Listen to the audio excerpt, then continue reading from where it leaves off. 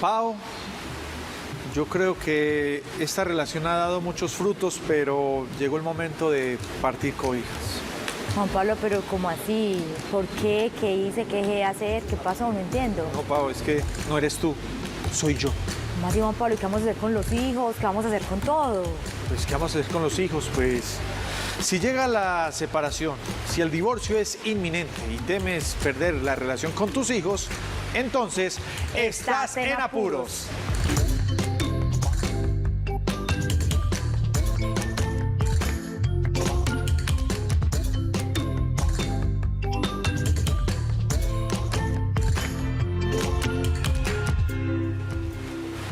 Estamos en apuros, una nueva semana, un nuevo día para hablar sobre esos temas de crianza consciente que nos van a ayudar a ser mejores padres y a tener mejores familias. Y si hablamos de familias, pues las familias a veces se pueden romper. Papá y mamá, por diferentes circunstancias, deciden tomar otros rumbos, pero ahí siguen latentes las relaciones con los hijos, ahí siguen latentes muchas situaciones donde pueden hacer nuevas familias o nuevos casos. Así es, Juan Pablo, uno tiene exnovio, usted es ex de algo, pero ex hijo no creo que nunca sea, ¿cierto? No es posible serlo. Pero entonces en este programa hoy vamos a tratar eso, qué pasa con nuestros hijos, cómo volver a reactivar, digamos, esos lazos, porque hay cositas que es inevitable, en una separación se pueden dar, que se rompen ciertos lazos o con papá o con mamá, o que el niño no sabe cómo manejar cierta situación. Entonces nosotros como papás somos los encargados, por supuesto, de acompañarlos, de guiarlos y que siempre sientan todavía la presencia de nosotros, así ya no esté viviendo de pronto o siempre con papá o siempre con mamá. Así es, Pau, por eso tendremos como siempre la participación de una invitada que nos va a orientar y con quien vamos a aprender.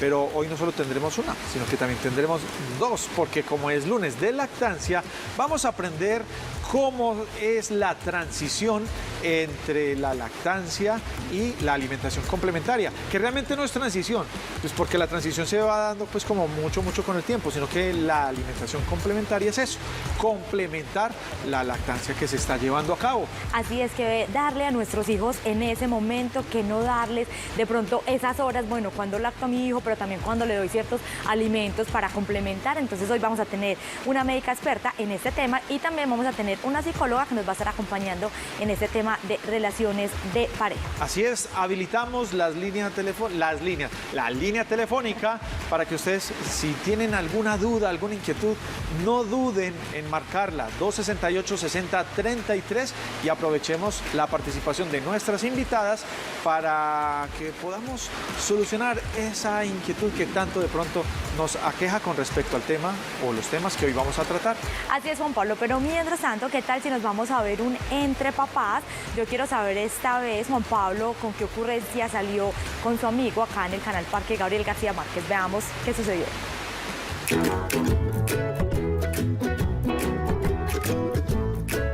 Ay, cómo está mi nena hermosa, mi preciosa, mi lindura. ¿Usted por qué mima tanto a Gertrudis, Juan Pablo?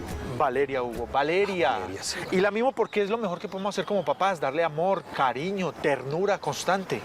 Decía el sabio Schopenhauer, Juan Pablo, que la paternidad mal ejercida sobre mí o sobre tus hijos puede ser como un caudal de un río que se puede desbordar. Pues déjame decirte, amigo Hugo, que Schopenhauer estaba equivocado porque antes yo me tengo que desbordar en amor hacia ella. ¿Cierto, mi amor? ¿Cierto, mi amor? Más bien cuéntame, ¿cómo está Mateo y Alicia? Mateo lo tengo totalmente controlado, Juan Pablo. He estado leyendo, me he estado adoctrinando sobre la paternidad ejercida sabiamente. Debe estar tranquilo por ahí, bien disciplinado. Y Alicia, ni qué decir, es la luz de mis ojos. Oh. Es como un astro, es como un sol, es como una luna, es una muñequita. Oiga, pero es una muñequita literal. ¿Muñequita literal? Ay, la niña. Juan Pablo. Mateo, solta a la niña. Bueno, papi, bueno.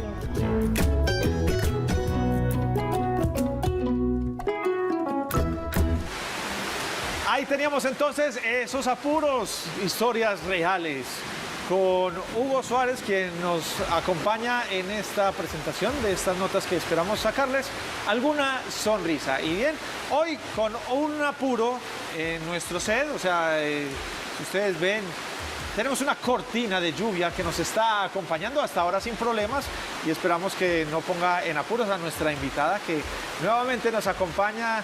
Ella es Ana María Barrera, psicóloga, quien ha estado ya en varios temas con nosotros y con quien hoy vamos a hablar sobre el divorcio y cómo recuperar esa relación con nuestros hijos. Ana María, bienvenida nuevamente en Apuros, ¿cómo estás? Muy bien, muchísimas gracias por esta invitación. Feliz de estar nuevamente con ustedes. Bien, Ana María, psicóloga, especialista en neurodesarrollo y también madre de dos hijos y bueno, Ana. De dos niñas. De dos niñas. De Ya 4 y 6. nos vas a contar entonces el apuro con el que hayas compartido con ellas, porque el tema de hoy pues es un tema álgido. A veces uno no quisiera hablar sobre estas situaciones, pero ocurren y más frecuentemente, diría yo, porque vemos que las realidades de muchas parejas hoy en día es que se unen, pero así de rápido como se unen, se pueden llegar a separar. ¿Qué trae esto como consecuencia para los hijos? ¿Cómo viven los hijos la separación de sus padres?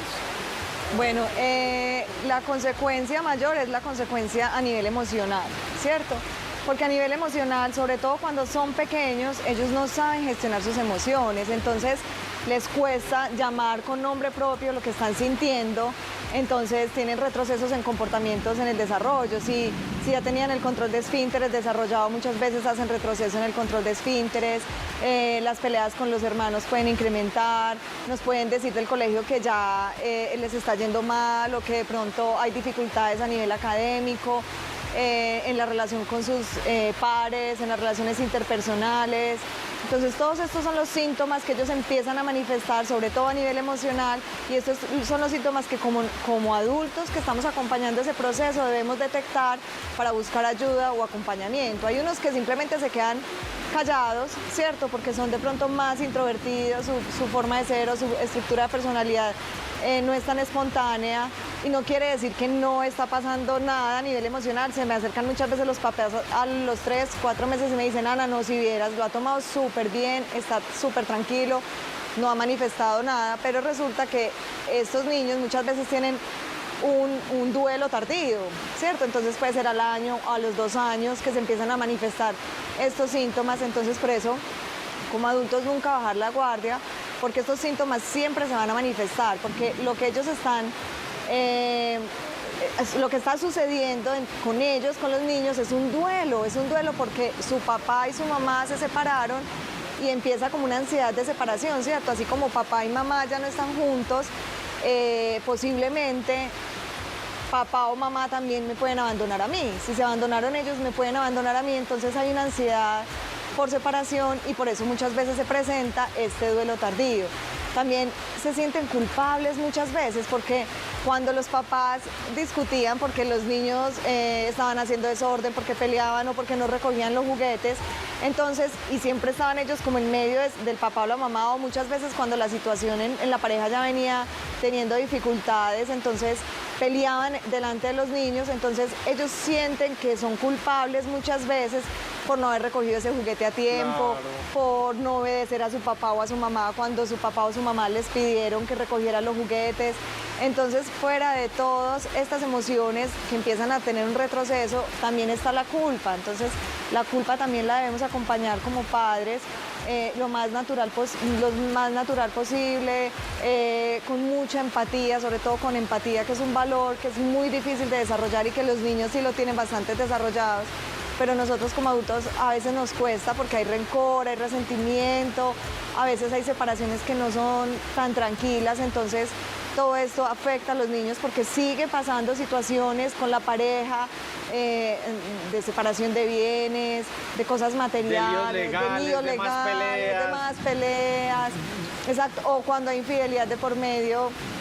El hecho de no perdonar a esa pareja, de tener todavía ese rencor, ese resentimiento, a veces no sabemos cómo expresarlo de una manera más prudente, más tranquila delante de estos niños y lloramos, alegamos, o llama a la mamá, no, ese desgraciado que hizo tal cosa, o llama a la amiga, o llama a la... Y aprovechamos para desahogarnos de todo lo malo que era la persona y hacerlo quedar como un zapato Exacto. delante de los hijos. Ana, mencionabas una palabra que a mí me cala mucho y es la empatía. Empatía la podríamos definir como ponerme en el lugar del otro. Exacto, es ponerme en el lugar del otro y validar esa emoción.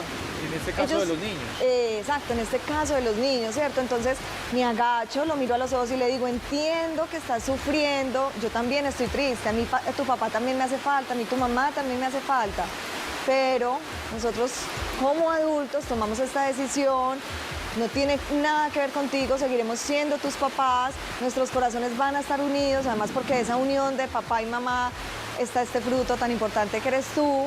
Entonces nosotros te vamos a seguir queriendo y entiendo lo que estás sintiendo, entiendo y valido tu emoción, ¿cierto? Entonces yo valido esa emoción, me conecto y me vinculo con lo que el niño o la niña están sintiendo y esto se llama ser empático, que a veces como adultos nos cuesta un poco. También es importante, Juan Pablo, acá es la forma de cómo nosotros le vamos a decir a estos niños, a veces como adultos pensamos que ellos no nos están entendiendo, ¿cierto? Que ellos los subestimamos demasiado cuando son chiquitos y cuando son adolescentes, no, pues él ya está muy grande como para entender, qué bobada.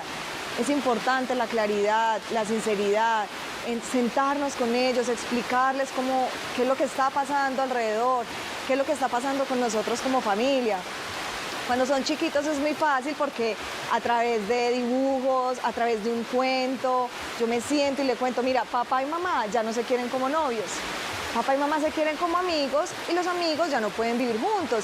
Tú no vives en la casa con Martín, tu amigo, porque él tiene su casa y tú tienes tu casa. Entonces papá y mamá ya no pueden estar juntos, por eso ya no se quieren como novios, no se quieren como esposos y por eso se van a separar, van a tener dos casas, pero el hecho de que se separen y tengan dos casas no quiere decir que el corazón también se va a separar. El corazón sigue atado a ti y nosotros vamos a seguir siendo tus papás. Y ojalá que estén los dos, ¿cierto? Papá y mamá con Para ese hacerlo niño. más, para demostrarle que es algo Exacto. amigable y A ese, no una punto, disputa. a ese punto iba Ana cuando dices, listo, ¿cómo hacer este proceso con nuestros hijos? Y eso también va de acuerdo a la edad que tengan nuestros niños. Una cosa así tiene 1 añito, 2 añitos de nacido, ¿cierto? Pero cuando ya empiezan a ser más conscientes, a la edad de 4, de 5 años, como le pasa muchas veces a Juan Pablo, que el niño ya es papá, no te vayas, o pues cuando sale a trabajar, cosas tan simples. ¿Cómo hacer ese proceso con nuestros hijos sin que, digamos, afecte esas emociones ahí y explicarles con la verdad o decirle a medias o ser súper sinceros? Así es, entonces cuando son niños es importante en esta primera infancia explicarles así, como ellos son más visuales que verbales, entonces no desgastarnos tanto en explicar es que esto, es que no, les vamos a explicar así como a manera de cuento, de historia. Cuando son adolescentes nos sentamos con ellos y les contamos, porque una vez que también estábamos haciendo este programa, yo hice un live con un español, José Luis Gonzalo Marrodán, quien escribió un libro sobre la separación, no solo para los papás, sino que también escribió un cuento para los niños. Él decía que esto se presenta en todas las edades y una de las personas que estaba ahí en nuestro live decía, es que yo tengo 33 años y a mí me dio súper duro. O sea, saber que mis papás se habían separado me dio durísimo, yo no sé ni cómo reaccionar ni qué hacer. Entonces, no solo con los niños, con todos, ¿cierto? Es la claridad con que yo presente la situación y es la manera más asertiva que yo pueda tener en excluirlos a ellos de esta situación, porque ellos en ningún momento son culpables de esta separación. Ellos asisten adolescentes, asisten adultos, ellos no tienen nada que ver con la separación que 2 adultos tomaron. Entonces siempre, siempre lo más importante es guardar y cuidar el corazón de esos niños, porque esos niños también, por ejemplo, cuando son pequeños van a crecer. Y de acuerdo ahí como crezcan, es la figura que ellos se van a llevar de su papá, de su mamá, de lo que significa tener una pareja. Entonces, si yo como papá, si yo como mamá, simplemente me salgo de la relación, me olvido de que ellos están ahí, olvido ese tiempo de calidad, además de eso consigo otra pareja rápidamente, esta es la idea que ellos van a crecer formando en su cabecita de que así funcionan las relaciones de pareja, ¿cierto? Uno se puede separar, se puede conseguir una novia, se puede conseguir un novio, se puede volver a casar, puede volver a tener otros hijos. Sí, esto es real y pasa, pero como se lo presentemos nosotros a ellos, es la idea también de que ellos se van a formar cuando sean grandes. Entonces es muy importante el modelamiento. Y qué importante esto que nos estás comentando, Ana María, porque uno cometería errores de pensamiento suponiendo y dando por hecho algunas cosas como por ejemplo, ay no, sí, nos separamos y no le explicamos nada porque está muy chiquito y no va a entender. O puede pasar otro caso y es, no, ellos ya están como grandecitos y seguramente lo van a entender. Entonces no nos preocupamos por esa asertividad y esa forma entonces de comunicarnos y decirle las cosas. Es momento de ir a unos cortos, pero corticos mensajes institucionales y ya regresamos con más de En Apuros, hoy hablando sobre el divorcio y cómo restaurar la relación con los hijos. Ay, Ana, sufrí un momentico. Estás viendo En Apuros.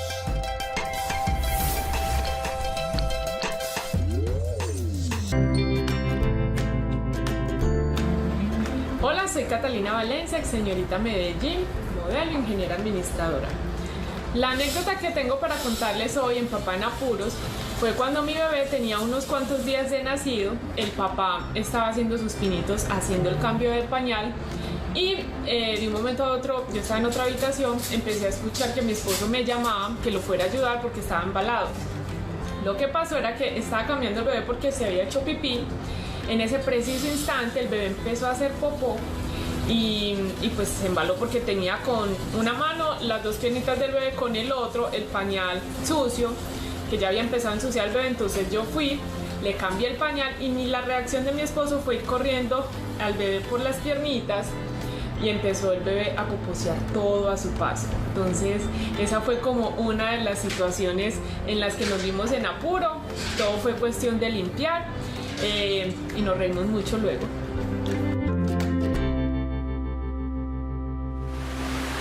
Clases para los papás para que aprendan a cambiar pañales y no se asusten, porque yo creo que ese es el pan de cada día de todas las mamás en el cambio de los pañales de los bebés, que cuando no se hacen pipí, hacen popó cuando están en ese momento el cambio del pañal, ¿o no, Juan Pablo? Así es, apuros que todos sin duda hemos pasado con respecto al cambio y donde uno aprende, porque eso siempre al principio uno no tiene ni la menor idea de por dónde empezar y qué hacer. Así es. Recuerden que tenemos ahorita nuestra línea telefónica 268-6033 y que en este momento estamos con la doctora Ana María, ella es psicóloga y nos viene dando como esos consejos para vivir ese proceso de la separación de pronto de los padres de familia. Bueno, Ana María, ¿qué hacer con ese tema de pronto de las rupturas emocionales que se dan con los papás? Es decir, yo a mi papá o a mi mamá lo veía todos los días, estaba muy apegado a él. Ahora, ¿qué hago? Los papás, ¿qué deben hacer? Empezar a llamar a los hijos todos los días ya que no están en la casa, dejar que vivan como ese proceso. Muchas veces ya los niños empiezan a no querer hablar con el papá. Yo no voy a hablar con papá, no me lo pases, yo no voy a hablar con mamá. Y es como que ya no lo veo acá, entonces también como que está desligando qué hacer en esos casos y cómo mantenerse vigente con nuestros hijos y seguir como con esa conexión bonita de papás e hijos. Qué buena esa pregunta, Paola, y se presenta mucho con los papás. Y es que cuando ya se separan, empiezan los papás o las mamás a tener unos derechos que antes, pues que obviamente antes se tenían cuando estaban casados. Y es que muchas veces la mamá decide que se va a quedar en esa casa donde vivían cuando estaban con los hijos y el papá es el que se va, o al contrario. Entonces uno de los dos sigue yendo y la empleada sigue siendo María, la de tantos años, y María, sírvame el juguito, María, sírvame el almuercito, llegó y se acostó en la cama a ver televisión o se sentó en la sala a hacer visita un rato, y esto no es adecuado para los niños porque les genera mucha confusión.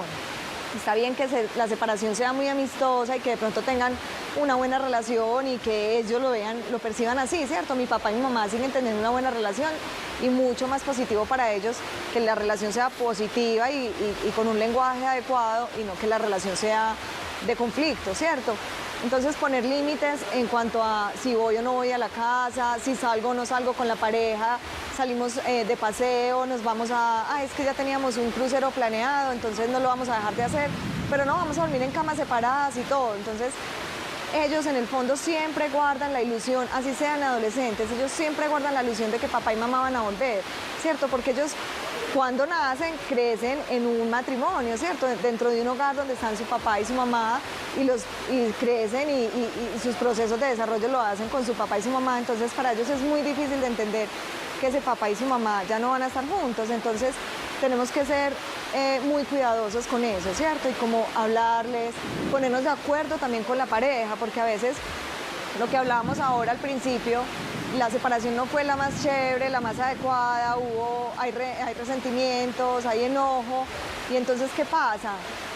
Como no hay una buena comunicación, como papá y mamá no son tan amigos, entonces empieza ese tire y afloje, ¿cierto? Que váyase para donde su papá, que váyase para donde su mamá. Es que mire, es que lo que su papá diga, lo que su mamá diga, y no hay comunicación, no se ponen de acuerdo en cuanto a la norma, en cuanto a la rutina, o donde su papá puede hacer lo que quiera, donde la mamá hay más normas, o al contrario. Entonces el problema es para el otro, porque claro, el otro es al que le toca lo maluco, lo que no es tan chévere, ¿cierto? O al papá o a la mamá que se quedan en semana con esas rutinas del colegio, con esas rutinas de la comida. Entonces yo les digo mucho a los papás, el hijo sigue siendo el hijo a pesar de que ustedes se separen y a pesar de la decisión de ustedes como adultos, de que ustedes como adultos tomaron. Entonces conversen, siéntense, hable con el niño. Hablen ustedes como pareja, qué va a pasar de aquí en adelante, qué van a seguir haciendo, cuáles van a seguir siendo las normas, las rutinas, vamos a respetar lo que piensa el otro. En el momento en que consigamos una pareja, vamos a comunicárselo a la otra persona. Mira, estoy con mi pareja, este fin de semana tenemos una invitación a tal lugar, vamos a llevar de pronto al niño, a la niña. Si la otra pareja no está de acuerdo, por favor respetemos eso, porque todo esto lo perciben los niños. Entonces son niños que uno empieza a ver tristes en el colegio, retraídos, con bajas notas académicas, y que no entendemos por qué, y decimos, bueno, vamos a ponerle profesora de refuerzo, hacemos un montón de maromas. Ana, te cuento que tenemos llamada. ¿Qué tal Claro si que recibimos sí. la llamada? Se trata de Fabiola, de acá de Medellín. Fabiola, bienvenida en Apuros. Cuéntanos cómo estás. Muy bien, me gustan todos esos programas, aunque ahora pues hay mucha protección para hay mucha protección para las parejas y para los niños y todo. En cambio ahora años estamos hablando de hace por ahí 78 años, que mi mamá fue dejada del esposo con 11 muchachitos. Yo era la mayor y mi mamá tenía 30 años y de una familia bien pobre. Y nunca en las separaciones que mi mamá tuvo con la belleza de papá mío, nunca ella habló mal de él. Nunca la oí yo hablar mal de él, sino que uno sí veía el maltrato de mi papá para mi mamá. Eso era, mejor dicho, estaba ella en embarazo y olvídese que él ya no se iba y después volvía cuando ya el muchachito estaba de 15. De todas maneras, las parejas de ahora, muchas señoras dejan los hijos, que eso no se acostumbraba nunca, y le hablan muy mal de la familia del papá, si es que se separan del papá. Eso le hablan mal de la mamá del papá, de las tías, de todo. Unos niños que apenas tienen 9 años y no oyen sino peleas y separaciones de ellos, que me parece horrible oír cómo se maltratan de un lado a otro. Afortunadamente yo me casé de 17 años con una persona de 33, fue muy buen papá, muy buen abuelo. Como pareja a veces sí les provoca uno hacer un moño con ellos, pero bueno, gracias a Dios a mí me tocó un excelente esposo. Los felicito y sigan. A ver si de pronto esta gente hace caso, porque uno les habla y es como si no les hablara cada cual, el novio de mi mamá, el novio de mi papá, y yo no sé cómo son los novios de ahora tan horribles. Bueno, que cuiden mucho la familia, que quieran mucho los hijos, que se sacrifiquen por los hijos, que es lo único que uno tiene, mamá e hijos. Muchísimas gracias y sigan en su programa, que estoy aquí oyéndolos en medio de una aguacero. Gracias, Fabiolita. Gracias por compartirnos tu experiencia, tu historia, por participar activamente de nuestro programa. Esto nos da mucha alegría porque así construimos juntos el programa. Y con Fabiolita, pues ella nos manifiesta algo muy particular, o sea, una situación que uno dice, ay, por Dios, papá abandona a los hijos en cada embarazo, 11 niños, donde lo interesante pues ya, pues, si tuviéramos más tiempo, sería ahondar en cómo vivió Fabiolita como hija mayor ese proceso de ella y cómo ella pudo de pronto restaurar o vivir la relación con su padre y con su madre. Pero pero ella nos tocaba algo muy importante y es el crear esos bandos. Bueno, a ver, bando mamá versus bando papá y aquí toda la familia nos unimos. Tanto la mamá como la suegra y los hermanos, los tíos, a despotricar de él o de ella y viceversa. Y eso, y el niño queda como, bueno. Y entonces, cuando voy donde papá me hablan mal de mamá, Ajá. y cuando voy donde mamá me hablan mal de papá. Y eso va también muy ligado al tema de la crianza. En casa de mamá me enseñan a hacer esto, me admiten estos comportamientos, pero en casa de papá pasa lo contrario. Entonces, ¿cómo hacer para que el niño no esté como, ay, no sé, pan de queso maluco, no sé, para un lado, para el otro? Ay, no. Sí, qué bueno que Fabiola toca este punto porque tendemos mucho a eso como adultos. He encontrado familias en las que sí, o hablan mal, o al contrario, por proteger al niño, porque está sufriendo, porque el papá quedó de ir y no lo recogió, empiezan, no, tu papá llamó que tuvo un retraso en la oficina, pero dijo que te amaba, que te adoraba, que mañana con seguridad sí viene, pero mentiras que el papá ni siquiera llamó. Entonces, tanto, ni para un lado ni para el otro. ¿Cierto? Los dos extremos son malos, pero yo hablo mal del papá, es que es un hijo de tantas, es que es un desgraciado, es que me abandonó, es que no. Ni vamos a hablar, como decía Fabiola, es un incumplido, un descarado, un mentiroso o infiel. Es que usted no sabía que es que a los adolescentes, usted no sabía que es que su papá me puso los cuernos o su mamá me puso los cuernos. No, cero, esto no, ni tampoco bien, porque entonces estamos todo el tiempo cubriendo un montón de mentiras que se nos va volviendo en una bola de nieve que va creciendo y al final no sabemos cómo atajarla, ¿cierto? Entonces, siempre normal, ¿cierto? Siempre con la sinceridad, siempre, tu papá llamó, que se retrasó un poquito, sí, es verdad que llamó, porque ellos crecen, pensamos que es que se van a quedar chiquitos toda la vida, entonces ellos crecen y se van a dar cuenta de que su mamá todo ese tiempo le decía mentiras sobre su papá, entonces, porque va a empezar a conocer a su papá y va a saber quién es su papá verdaderamente, entonces, ¿qué va a pasar? Que la mamá va a quedar mal. Los que quedan mal después cuando ellos crecen son el papá y la mamá. Bueno, Ana, el tiempo es muy corto, también tenemos otra invitada, pero bueno, cuéntanos dónde te encontramos en redes sociales, cómo te podemos contactar. Claro que sí, mis redes sociales son muy fáciles, así como me llamo yo, Ana María Barrera Ortiz, me encuentran en YouTube y en Facebook y en Instagram, Ana María B, psicóloga. Que aprovechemos, Ana, pues y este es momento Claro para que que tú sí. también promuevas la labor tan bonita que haces en tus redes sociales, porque también tienes invitados, entrevistas para ahondar muchos temas que también tienen que ver con esto que estamos haciendo hoy aquí, hablando sobre crianza. Así es. Desde que empezó la pandemia, pues con esto de la virtualidad, que muchos nos reinventamos, ¿cierto?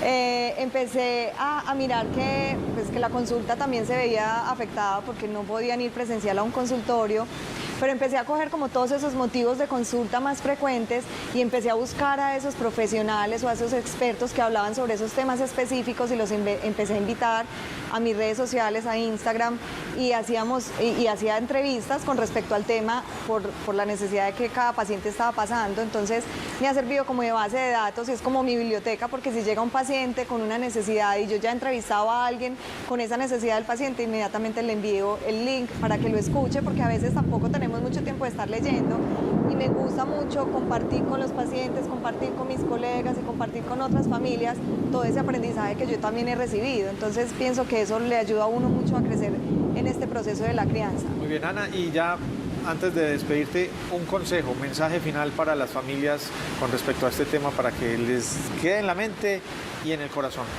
Bueno, lo más importante es tener en cuenta que cuando nos divorciamos, no nos divorciamos de nuestros hijos, nos divorciamos de nuestras parejas. Nuestros hijos seguirán siendo nuestros hijos desde la primera infancia hasta la muerte, mejor dicho.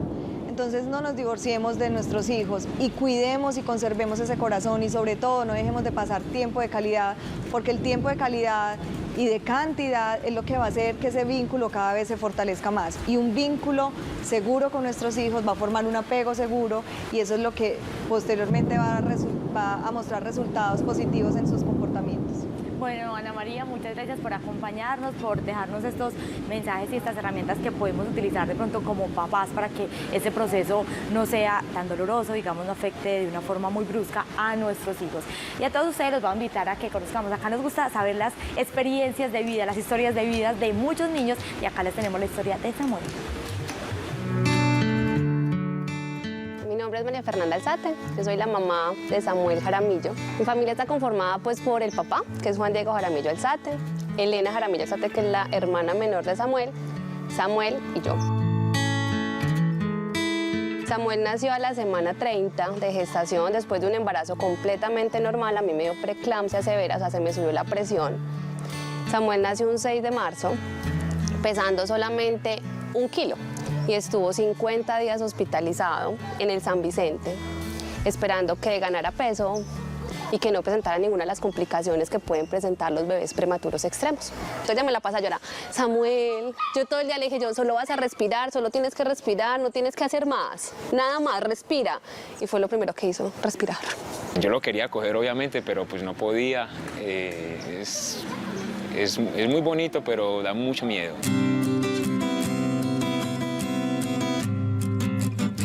Y después viene el trabajo duro de saber que te tenés que ir para la casa sin tu bebé, que lo tenés que dejar allá, que toca viajar absolutamente todos los días a estar en una UCI de 8 de la mañana a 6 de la tarde, a las 6 vuelves a tu casa sin tu chiquitín. Yo a los papás que están en este proceso de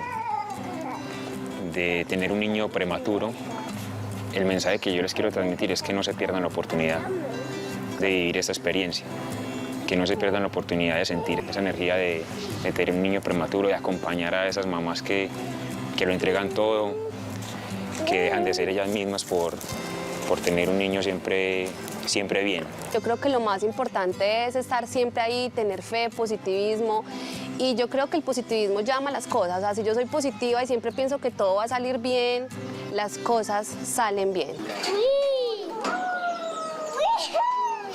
Si uno no cuenta la historia de Samuel, nadie logra como alcanzarse a imaginar todo lo que vivimos para llegar donde estamos ahora. Samuel es un niño normal.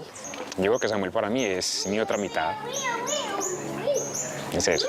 André, quiero salir.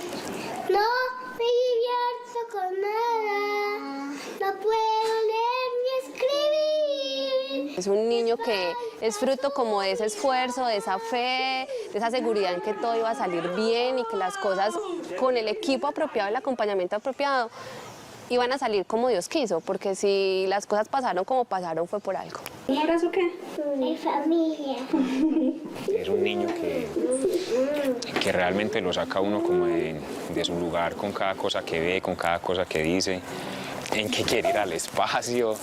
En este momento Samuel sale a jugar con niños más grandes que él y llega enojado. Pero, ¿qué te pasa? No es que nadie quiere hablar conmigo de los planetas. Nadie quiere hablar conmigo de los satélites. Y yo, pues, venga, busquemos que hablamos de los planetas. Y ya así es, Samuel.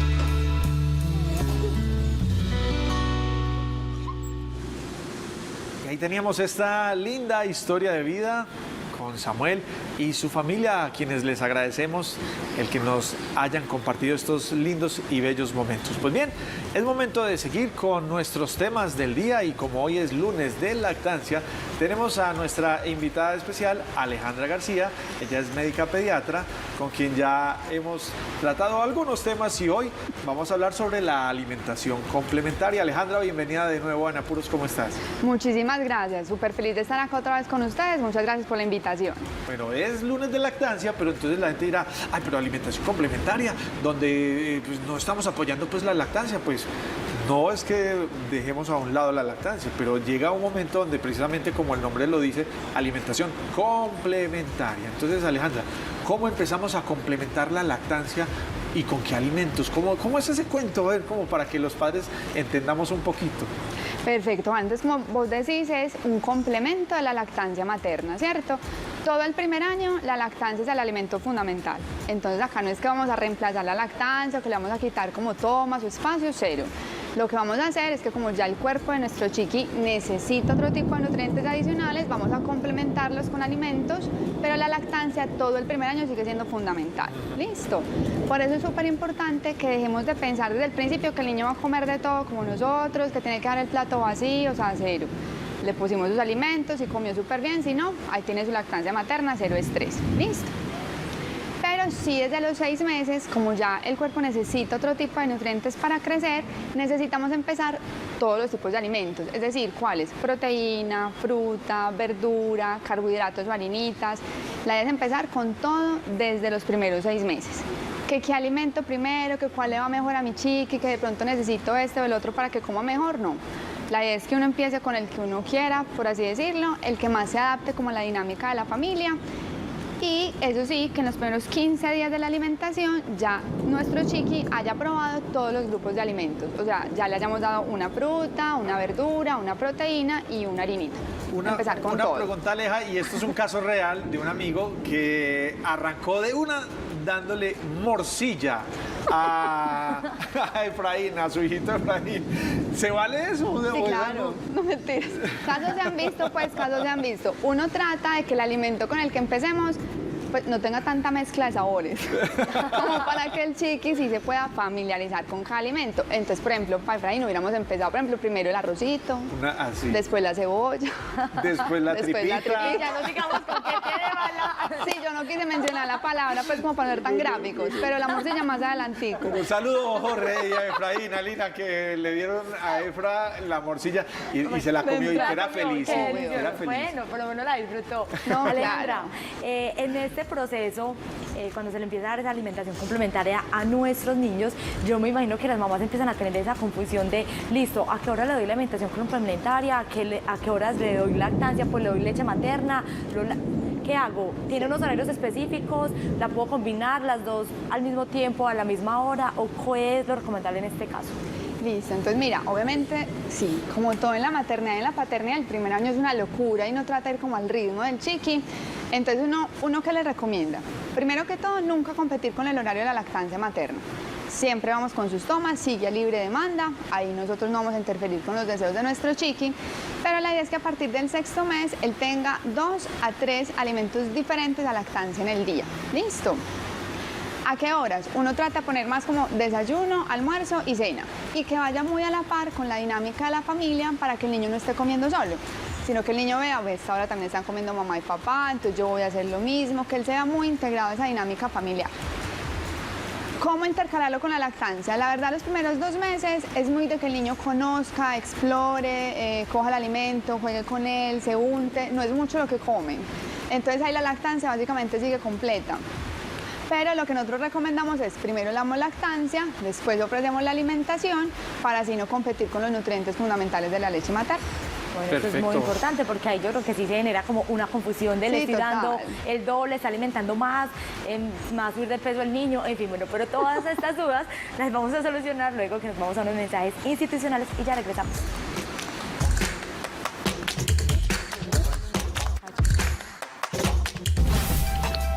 Estás viendo En Apuros.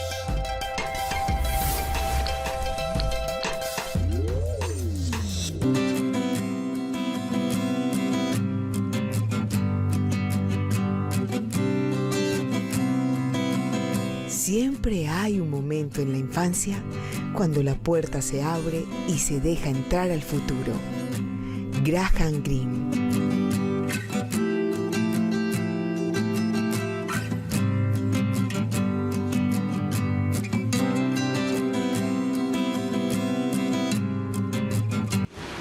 Continuamos en Apuros y hoy, lunes de lactancia, hablando sobre la alimentación complementaria con nuestra invitada Alejandra García, a quien le quiero preguntar entonces lo siguiente. Alejandra, ¿cuánto deben nuestros niños durar con un mismo grupo de alimentos? ¿Cuántos días probando ese mismo sabor?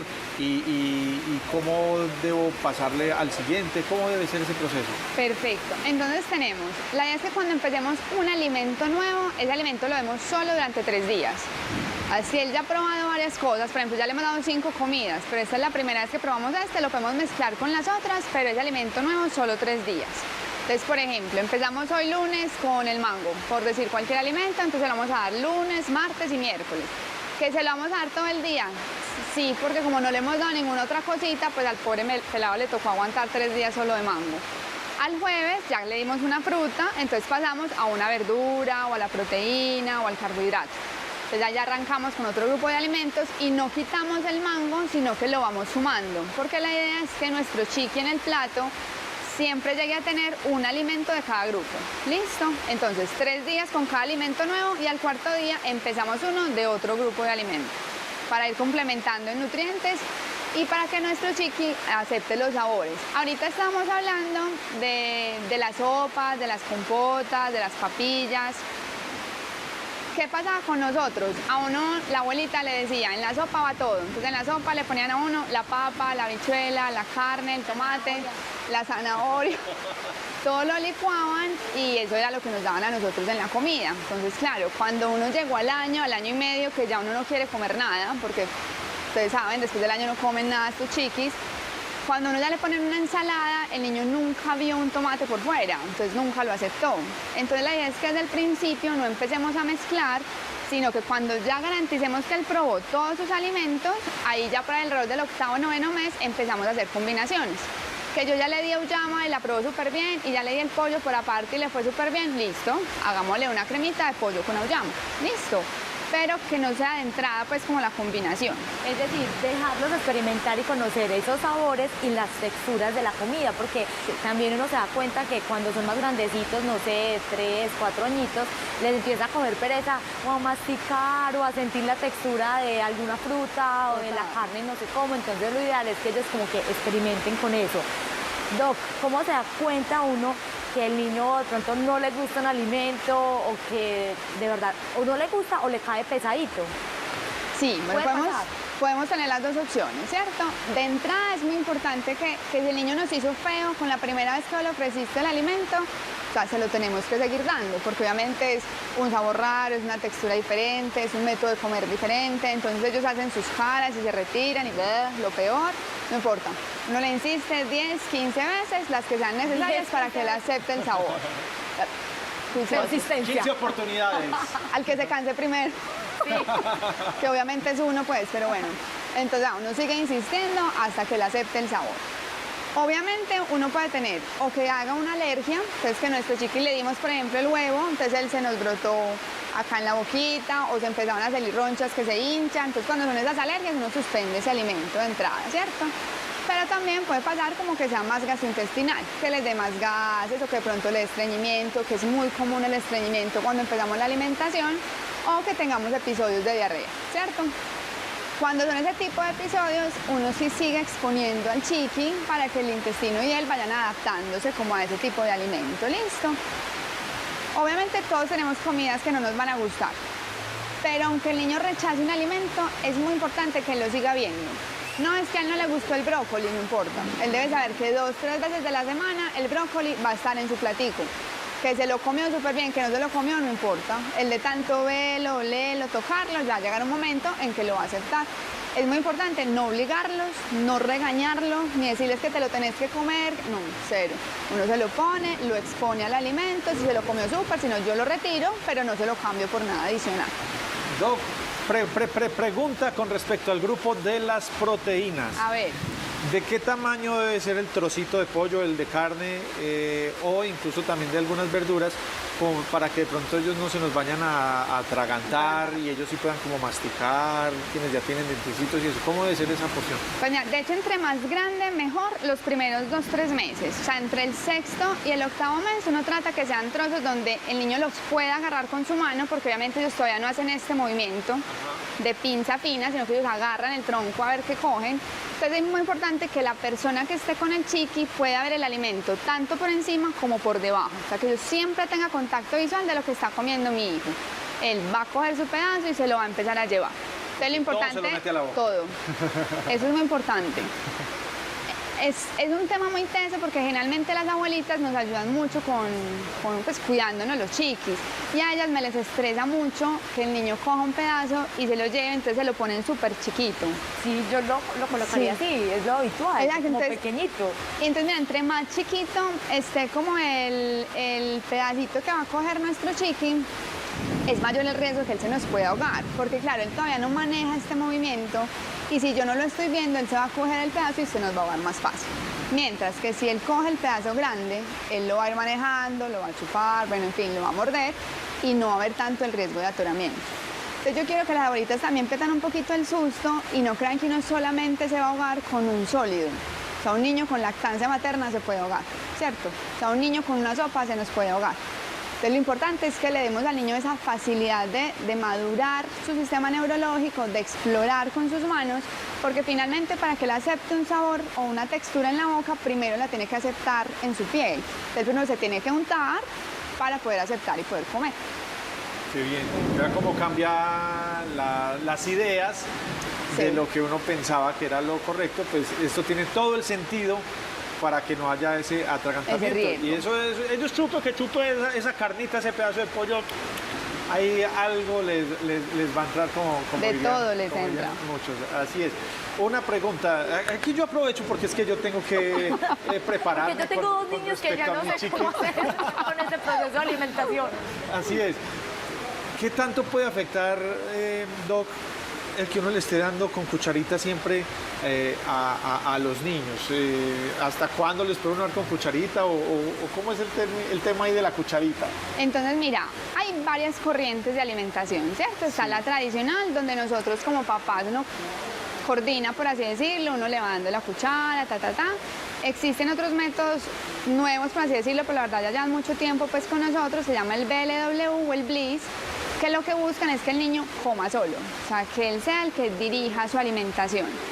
¿Qué ventajas puede tener uno y otro? Porque nosotros nos inclinamos cada vez más hacia el método Baby Lead o el Bliss, en que necesitamos que el niño primero sea independiente, entonces la independencia es una meta del desarrollo fundamental y desde este momento la empezamos como a trabajar. Y lo otro, que sea el chiqui el que nos diga cuándo está lleno. Uno con la cuchara, uno le sirvió pues su sopita, lo que sea, uno le llenó. El niño generalmente nunca va a ser consciente de que sí está comiendo porque él simplemente se encarga de recibir y ya está. Entonces el primero no es consciente al momento de alimentarse, no sabe cuándo está lleno o cuándo no está lleno, entonces no va a participar activamente en la alimentación. A veces cuando a mí me dicen, no, es que mi verdad me da mucho susto darle el sólido, entonces yo les digo, listo, podemos empezar con papilla, uno le va dando con su cuchara normal, pero tratar de siempre ponerle al frente al niño el alimento que le estoy dando yo en la papilla para que él lo coja, para que él se familiarice con él.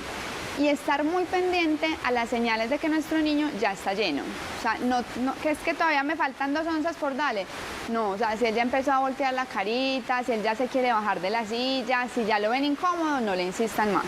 Déjenlo tranquilo, aceptemos que ya está lleno y démosle a él esa autoridad, como esa voz de decir, mami, ya, pare, no quiero más, por favor.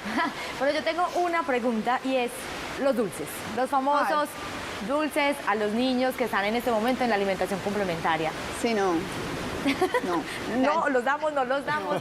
Y lo peor es que uno sale con los niños y siempre es, ay, le traje este bomboncito al niño. Para que se lo chupe. Ajá, y uno como estoy en alimentación complementaria, pues ¿cómo le va a dar un dulce? ¿Qué hacer en esos casos? Es un proceso teso, ¿cierto? Porque sí, acá tenemos el concepto de que un niño necesita azúcar.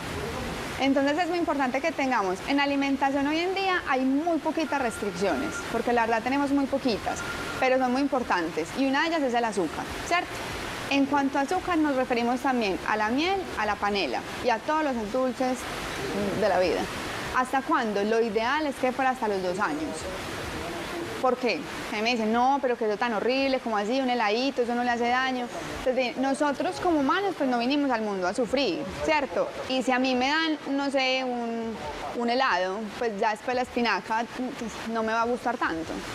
Y los niños son muy inteligentes, ellos saben que mi papá y mi mamá sacaron el helado de esa nevera. Entonces yo no voy a dejar que me den esto porque si yo quiero lo que está en esa nevera, yo quiero ese dulce que está allá.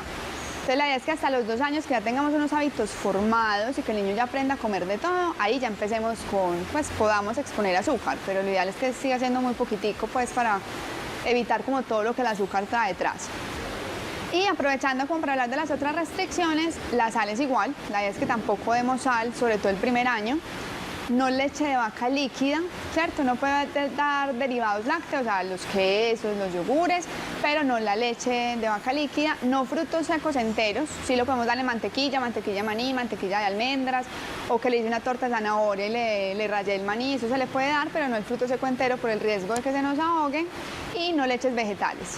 ¿Todo eso hasta cuándo? Hasta después de los 2 años, y los frutos secos enteros sí después de los 4 años.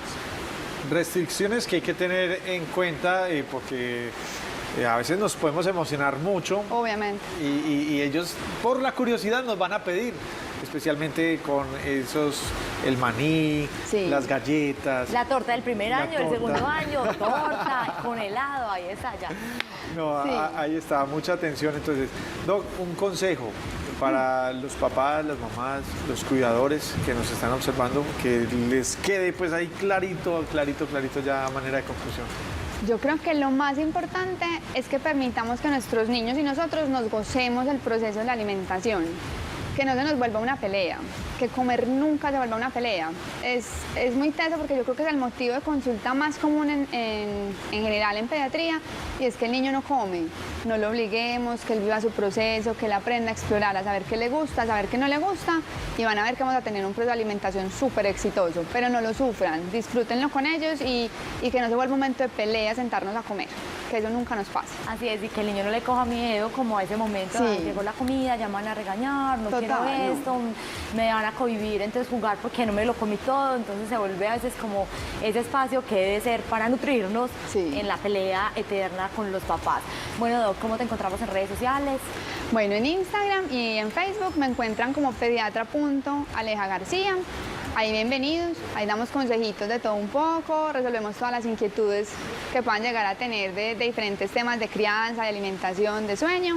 Entonces nada, bienvenidos, lo que necesiten, con todo el gusto del mundo.